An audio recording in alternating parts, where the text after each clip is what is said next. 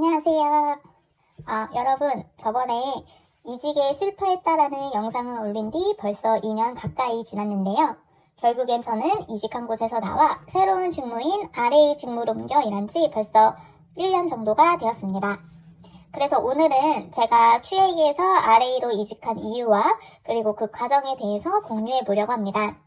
같은 고민을 하고 계신 분들께 저의 영상이 조금 더 실질적인 도움이 되길 바라면서 솔직하고 또 현실적인 이야기에 대해 나눠볼게요. 먼저 제가 이직한 이유에 대해 말씀드릴게요. 이전 회사에서 정말 힘들었던 게 잦은 부서 이동이었어요.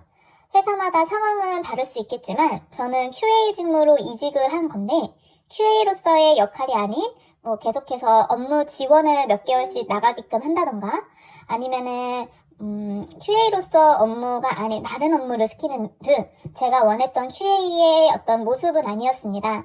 또한 실적 압박과 같은 QA로 일을 하면서 한 번도 느껴보지 못했던 어떤 불안정한 회사의 모습에 극심한 스트레스를 받았고 결국에는 원형 탈모까지 오게 되었습니다.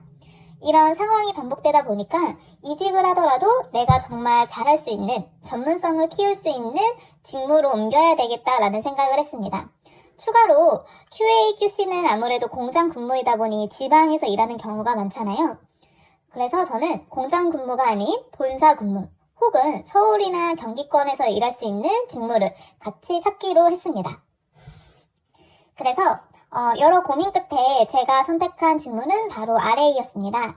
인허가 업무라고도 하는데요. 처음엔 규모가 큰 중견기업의 RA 직무로 바로 이직을 하고 싶었는데 RA 경험치가 부족한 상태에서 큰 기업으로 점프를 하는 거는 쉽지 않았습니다.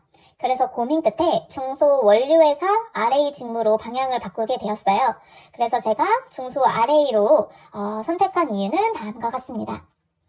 완제사 RA 같은 경우는 약사 자격증이나 또는 해외 규제기관과의 커뮤니케이션을 많이 해야 되다 보니까 굉장히 좀 뛰어난 영어 실력을 요구하는 경우가 굉장히 많아요. 보통 해외대 졸업자인 분들이거나 아니면 영어 원어민 수준을 가진 분들을 많이 뽑기 때문에 저로서는 사실 그 부분에 있어서 경쟁력이 조금 부족하다라고 생각을 했습니다. 반면에 중소기업 같은 경우에는 약사 자격증이 없는 비약사 신분이면서 또 인허가 업무를 쌓을 수 있는 최소한의 어떤 경험치를 쌓을 수 있는 발판이 될 수 있을 거라 생각을 했습니다. 그리고 식약처 대관 업무를 통해서 전문성을 쌓을 수 있는 기회가 더 많다라고 판단을 했습니다. 그래서 저는 QA 경력을 살리면서 서울과 경기권에서 일할 수 있는 RA 직무를 찾게 되었고 그 중에서도 현실적으로는 중소제약 회사의 RA 직무가 저한테는 가장 좀 현실적으로 적합하다라고 판단을 했습니다. 지금 돌이켜보면 직무 자체만으로는 굉장히 전문성이 있는 직무는 맞는 것 같아요. 다만 제가 현재 소속되어 있는 회사의 그 규모가 중소기업이라 회사 규모가 작다 보니까 그동안 누렸던 어떤 복지 혜택 같은 거를 누리지 못하는 부분에 있어서는 다소 아쉬움이 있는 건 사실입니다. 그래서 비록 지금은 중소기업에서 다시 시작을 했지만 여기서 경험을 쌓아서 이를 발판으로 삼아 다시 중견기업 그 RA로 점프업할 계획을 세우고 있습니다. 혹시 RA에 관심이 있으신 분들, 특히 서울이나 경기권에서 일하고 싶거나 전문성을 좀 키우고 싶다라고 하는 분들은 중소제약의 어떤 RA도 하나의 좋은 선택지가 될 수 있을 거라 생각을 합니다.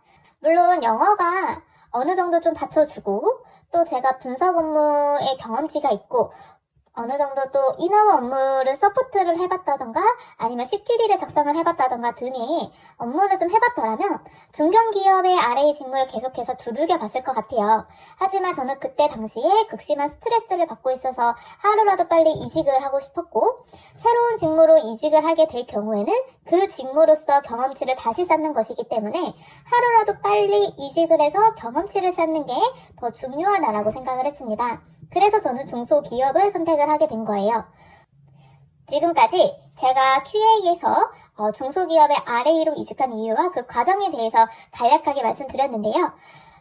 다음에는 1년차 RA로서 느끼는 어려움과 또 RA를 준비를 하시는 분들께 이런 경험적인 부분이 좀 필요하겠다라는 것들을 좀 준비해서 갖고 오도록 하겠습니다.